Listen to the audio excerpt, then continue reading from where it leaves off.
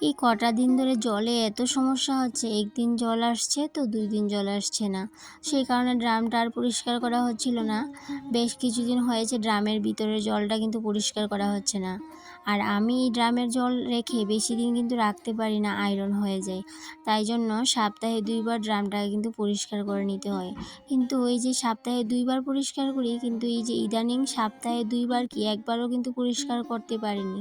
কেন কি জলের এত সমস্যা হচ্ছিল, তাই জন্য কী করব বলো তো, জলের সমস্যা যেদিন ভাবি ড্রামটাকে পরিষ্কার করব সেদিনই জল আসে না। তো যাই হোক, এইভাবে করতে করতে এই আজকে ভাবলাম না, আজকে জল যেহেতু এসেছে, বৃষ্টিও পড়ছে বাইরে, কিন্তু আজকে যতই বৃষ্টি হোক ঝড় তুফান হোক আমি ড্রামটাকে পরিষ্কার করেই জল রাখবো। তো হ্যালো বন্ধুরা, গুড মর্নিং সবাইকে। কেমন আছো সবাই? আশা করছি রাধা মাধবের কৃপায় সবাই ভালো আছো। তবে সেক্ষেত্রে আমিও ভালো আছি। এদিকটাই দেখো, যেহেতু বৃষ্টি হচ্ছিল অনেকক্ষণ সময় কিন্তু কারেন্ট ছিল না। আর এদিকে ড্রামটাকে যেহেতু পরিষ্কার করেছি, তাই জন্য ড্রামের নিচটাকে কিন্তু ভালো করে মুছে পরিষ্কার করে নিয়েছি। প্রত্যেক দিন তো আর ড্রামটাকে নিচটাকে মুছতে পারি না, তাই জন্য যেদিন ড্রামটাকে পরিষ্কার করার জন্য খালি করি সেই দিনটাই কিন্তু ড্রামের নিচটা পরিষ্কার করি। আর এইদিকে দেখো, যেহেতু বাইরে প্রচুর বৃষ্টি হচ্ছে আর ঘরেও না একটু জল পড়ে, সেই জন্য যেই জায়গাটাতে জল পড়ে সেই জায়গাটাতে একটা ছোট্ট বল দিয়ে আসলাম। তারপর সবজিগুলো কেটে নিয়েছি বসে বসে। আর এদিকে দেখো, বাইরে বৃষ্টি থামার নামই নেই। তো তাই জন্য ভাবলাম যেহেতু বাইরে জল আছে, জলটা দিয়ে সবজিগুলো ধুয়ে নেওয়া যাক। আর সবজিগুলোর মধ্যে না অনেকটা ভালো ছিল, সেই জন্য ভাবলাম ঘরে ধুয়ে যদি আবার সবজিতে ভালো থাকে তাহলে তো তরকারিটা রান্না করার পর বালু বালু লাগবে, সেই জন্য বাইরে থেকেই সবজিটাকে ধুয়ে নিয়ে আসলাম। আর দেখবে, কাজ করতে গেলে ছাতা মাথায় দিয়ে হাতে ছাতা নিয়ে কাজ করা একদমই সমস্যা হয়ে যায়, তাই জন্য মাথার মধ্যে একটা পলি ব্যাগ দিয়ে দিলাম, তারপরে কাজ শুরু করে দিলাম। কারণ আমরা গৃহিণীরা কিন্তু একদম সময়ের অপচয় করতে পছন্দ করি না। সময়ের অপচয় যদি করি সেটা আমাদেরই কিন্তু লস, কাজের একদম লস হয়ে যায়। আর সেক্ষেত্রে আজকে যেহেতু রবিবার, রবিবারে তো বারান্দাতে আর্ট থাকে, আর সেই মতো আজকে আর্টের স্টুডেন্টরাও আসলো, মাস্টারমশাইও আসলো। তো বারান্দাতে তো বসেছে, কিন্তু এই যে বৃষ্টির কারণে বসতেই পারছিল না, তাই জন্য একটা সামনে দরজাটার সামনে একটা বেডশিট দিয়ে দিয়েছিলাম, যাতে করে বৃষ্টির জলটা ওদের গায়ে না পড়ে। এদিকে মাস্টারমশাইকেও তো চা দিতে হবে, সেই জন্য কিন্তু ভাবলাম না, আগে ভাতটা নামিয়ে নিই তারপর চাটা করে নেব।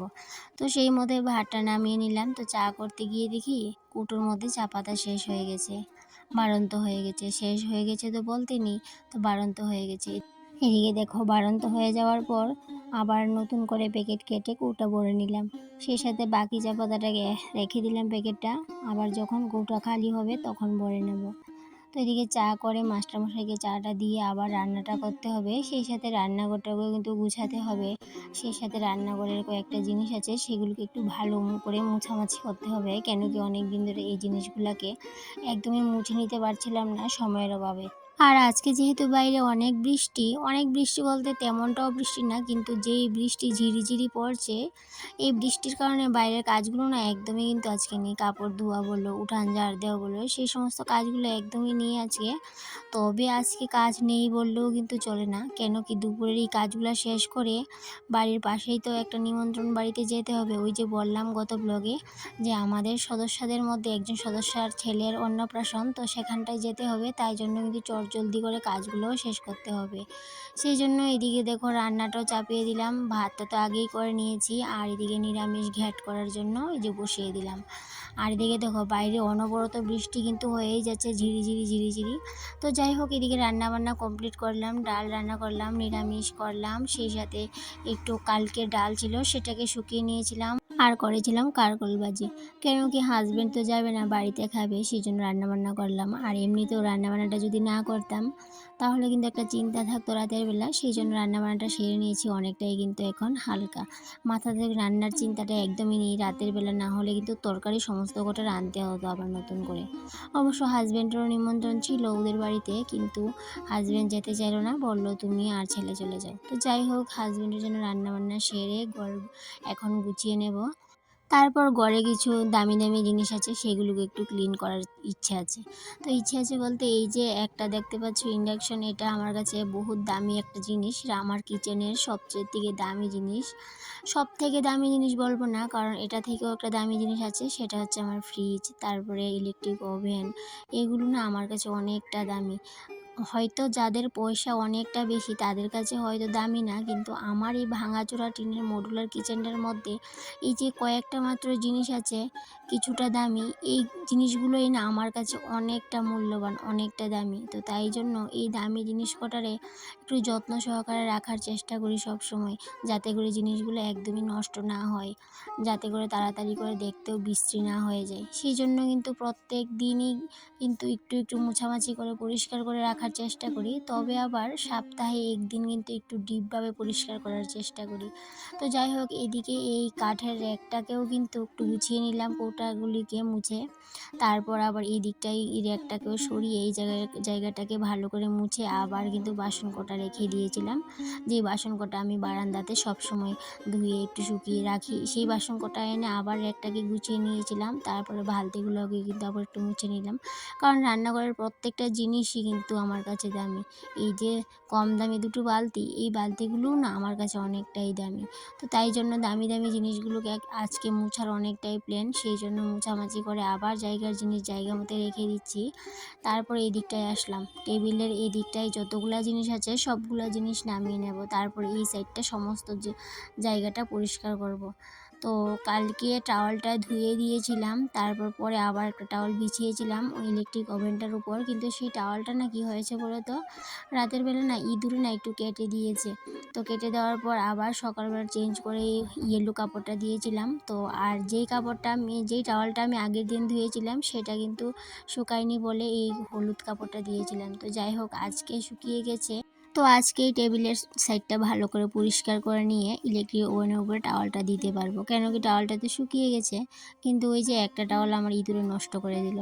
জানো বন্ধুরা, ইঁদুরে না আমার রান্নাঘরের জিনিস কত যে নষ্ট করছে কি বলবো। শখ করে না একটা প্লাস্টিকের ঝুড়ি এনেছিলাম, একটা প্লাস্টিকের ছোট্ট বালতি এনেছিলাম, খুব সুন্দর দেখতে। আবার সেই সাথে একটা প্লাস্টিকের ঝুড়ির মতো বাটি নিয়ে এসেছিলাম শাক মাছ এগুলো ধোয়ার জন্য। কিন্তু এই সমস্ত কটা জিনিস না আমার ইঁদুরে কেটে দিয়েছে। মানে অনেকটাই খারাপ লেগেছে যখনই না আমার জিনিসগুলো কেটে দিয়েছে।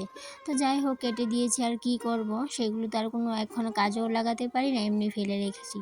তো এইদিকে দেখো, এখন আমি ইলেকট্রিক ওভেনটা নিয়ে বসলাম।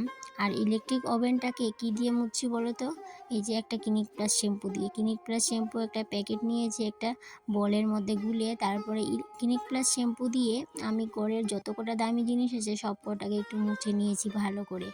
একদম ভালোভাবে ক্লিনও হয়েছে, দেখতেও কিন্তু একদম চকচকে হয়েছে, ঝকঝকে হয়েছে।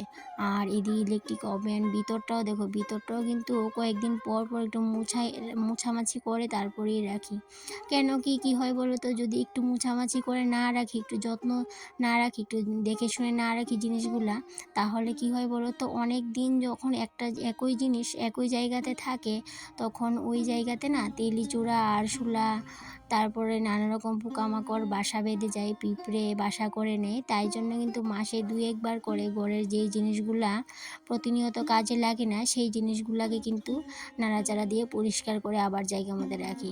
আর যদি এই জিনিসগুলাকে জায়গা থেকে না নাড়াতাম, না পরিষ্কার করতাম, তাহলে কি হয়, ওই যে ইঁদুর বলো, আরশোলা বলো, ওই পিঁপড়ে বলো, এইগুলা না এই যে এমনভাবে বাসা করে, কারণ ওইগুলো তো নাড়া পড়ে না, সেই জন্য বাসা করে নেয়। তো তাই জন্য মাসে ২-১ বার করে সমস্ত গোটা জিনিসে একটু মোছামাছি করে আবার জায়গা মতো রাখি। এবার হাতে নিয়েছি গ্রাইন্ডারটা। গ্রাইন্ডারটাও না ভিতরটা না এত নোংরা করেছে আরশোলা, কি বলবো তোমাদের। তো ভিতরটা না আজকে ভাবলাম যে ভিতর সাইডটা পরিষ্কার করব না, কারণ বাহির সাইডটাই পরিষ্কার করে রেখে দেবো। আর ভিতরের সাইডটা পরিষ্কার করতে গেলে না অনেকটা সময় লাগবে, যেহেতু আমাকে বের হতে হবে, সবাই চলে আসবে সময় মতে। তো সেই জন্য ভাবলাম না, ভিতরটা আজকে আর পরিষ্কার করব না, বাইরে যেই জায়গাটা নোংরা হয়ে আছে সেই জায়গাটা শুধুমাত্র মুছে রেখে দেবো। আর ভিতর সাইডটা আমি অন্য একদিন ভালো করে পরিষ্কার করে নেব। তাই জন্য ভিতরে আর পরিষ্কার করা হলো না, উপর যতটুকু পরিষ্কার করা যায় ততটুকুই পরিষ্কার করে নিয়েছি।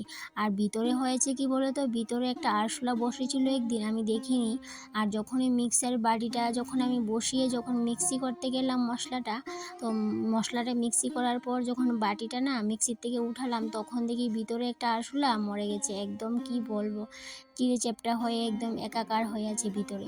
তো তাই জন্য ভিতরটা একটু নোংরা হয়ে আছে, অবশ্য একটু হালকা হালকা পাতলা পরিষ্কার করে নিয়েছিলাম, তবুও না একটু ভালোভাবে যদি পরিষ্কার না করি একদম মনটা যেমন কেমন একটা শান্তি লাগে না। তাই জন্য ভাবলাম আজকেই করব, কিন্তু সময়ের অভাবে আর আজকে আর যেহেতু হয়ে উঠলো না, সেটা আমি অন্য একদিন নিয়ে বসবো, অবসর টাইমে নিয়ে বসবো আর পরিষ্কার করে নেব। সেই সাথে এই যে আমার সিঙ্গেল চুলাটা, সেটাকেও একটু ঘষে মেজে পরিষ্কার করে আবার জায়গা মতো রেখে দেবো। এখন তো আমার এই সিঙ্গেল গ্যাসের চুলাটার মধ্যে একদমই রান্নাবান্না করা হয়ে ওঠে না। আর এই সিঙ্গেল চুলাটা নেওয়ার কিন্তু একটাই কারণ ছিল, সেটা হচ্ছে আমি যখন আমার কুকিং চ্যানেলে কুকিং ভিডিও দিতাম তখন কিন্তু এই যে সিঙ্গেল চুলাটা দরকার হতো। তারপরে রান্না বান্নার যে জিনিসপত্রগুলো ছিল সমস্ত কটা জিনিস কিন্তু আমি কিনে নিয়েছিলাম কুকিং চ্যানেল যখন আমার চালাতাম তখন। তো তাই জন্য ওই সিঙ্গেল চুলাটা নিয়েছিলাম, কিন্তু এখন তো আর কোনো কাজে আসে না, কারণ ডাবল চুলা যেহেতু আছে, তারপরে ইন্ডাকশন আছে, সেই জন্য এই চুলাটা আর দরকার পড়ে না। তাই জন্য কিন্তু যে ঘষে মেজে পরিষ্কার করে রেখে দিই। আর সময় মতো হয়তো বা দরকার পড়বে, কিন্তু এখন তো আর পড়ে না, তাই জন্য রেখে দিয়েছি। কিন্তু রেখে দিয়েছি বলে কি আর হাত দেবো না এমনটা না, রেখে দিয়েছি বলতে জিনিসগুলোকে কিন্তু আবার দেখে শুনে রাখতে হয়। জিনিসগুলো নষ্ট হলো কি না, জং ধরেছে কি না, সেদিকে অনেকটাই খেয়াল রাখতে হয়। তাই জন্য মাসে যদি নাও পারি 2 মাসে একবার হলেও আমি একটু ভালো করে জিনিসগুলোকে মুছে আবার জায়গা মতো রাখি। হোক সেটা চুলা হোক কিংবা অন্য জিনিস, সব কটা জিনিসের কিন্তু আমি একদিনে সমস্ত কটা জিনিস পরিষ্কার করতে পারি না বলে এই যে মাসে আমি একবার যদি এই জিনিসগুলো পরিষ্কার করি, তাহলে যেই জিনিসগুলো আর পারি না সময়ের অভাবে ওই জিনিসগুলোকে আমি অন্য আরেকদিন পরিষ্কার করি। এইভাবেই আমি আমার ঘরের দামি দামি জিনিসগুলোকে পরিষ্কার করি। তারপরে ফ্রিজটাকেও একটু পরিষ্কার করে নিলাম ভালো করে, ওই যে শ্যাম্পুর জল দিয়ে কিন্তু পরিষ্কার করে নিয়েছিলাম। আর এই যে ফ্রিজের উপর আবার কাপড়টা দিয়েছি, কিন্তু কাপড়টা দেওয়ার পর দেখি কি আবার ঘাম ঘাম একটা ভাব হয়ে আছে। ওই যে 2-1 দিন কাপড়টা দিয়েই নাই, তখন দেখেছিলাম কি একদমই ফ্রিজটা ঘামেনি, কিন্তু ওই যে আবার দিলাম কাপড়টা তখন দেখি আবার ঘেমে গেছে। তো জানি না ফ্রিজটা কেন তো ডিস্টার্ব করছে, মানে ডিস্টার্ব করছে বলতে এমনিতে ডিস্টার্ব করছে না, কিন্তু এই যে ঘাম ঘাম দিয়ে থাকে সেটাই না দেখলে মনে হয় কি নষ্ট কি হয়ে যাবে নাকি, এমন একটা ভাবনা চলে আসে মনের মধ্যে। একবার যদি ফ্রিজটা নষ্ট হয়ে যায় তখন কি আর সারাতে পারবো? এত দামি জিনিস কি আর চট করে কিনে নিতে পারবো বলো? এই ফ্রিজটা না অনেক বছর হয়েছে, আমার ছেলে যখন ছোট ছিল তখন কিন্তু আমি ফ্রিজটা নিয়েছিলাম, বেশ 10 থেকে 12 বছর হয়ে গেছে। তো যাই হোক, এইদিকে রান্না করে সমস্ত কাজবাজ কমপ্লিট করে তাড়াহুড়ো করেই কিন্তু স্নান করে রেডি হয়েছিলাম। তারপরে সবাই এসে আমাকে ডাকছিল, এসে দেখে আমি একদমই রেডি হইনি, আর আমাকে না অনেকগুলো কথা শোনাচ্ছিল, এখনও রেডি হওনি, কী করেছো অতক্ষণ। তো যাই হোক, কথা টথা শুনে চট করে রেডি হয়ে চলে গেলাম অনুষ্ঠান বাড়িতে। এই যে বাচ্চাটা দেখতে পাচ্ছ, ওর আজকে মুখে ভাত। তো যাই হোক, অবশেষে গিফটও দেওয়া হলো বাচ্চাটাকে, দিয়ে সবাই মিলে কিন্তু খেতে চলে গেলাম প্যান্ডেলে। কারণ যখনই আমরা গিয়েছিলাম তখন কিন্তু প্যান্ডেল একদমই ফাঁকা ছিল, তো সবাই ডাকছিল গিয়ে বসে পড়ার জন্য, তাই জন্য দেরি না করে সবাই গিয়ে কিন্তু বসে গেলাম প্যান্ডেলে। তা খাওয়া দাওয়া কমপ্লিট করলাম, তারপরে সবাই মিলে একটু ফটোশ্যুট করলাম, ফটোশ্যুট করে কিন্তু সোজা চলে আসলাম বাড়িতে।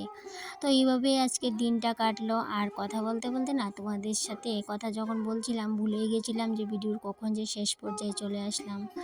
তো হ্যালো বন্ধুরা, এই দেখো ছবিগুলো তুলেছি আমরা সব ফ্রেন্ডরা মিলে, অবশ্য সবাই এখানেই নেই। তো যাই হোক বন্ধুরা, আজকের ব্লগ ভিডিওটা এই পর্যন্তই, আবার দেখাবো পরবর্তী কোনো একটা ব্লগে। টাটা।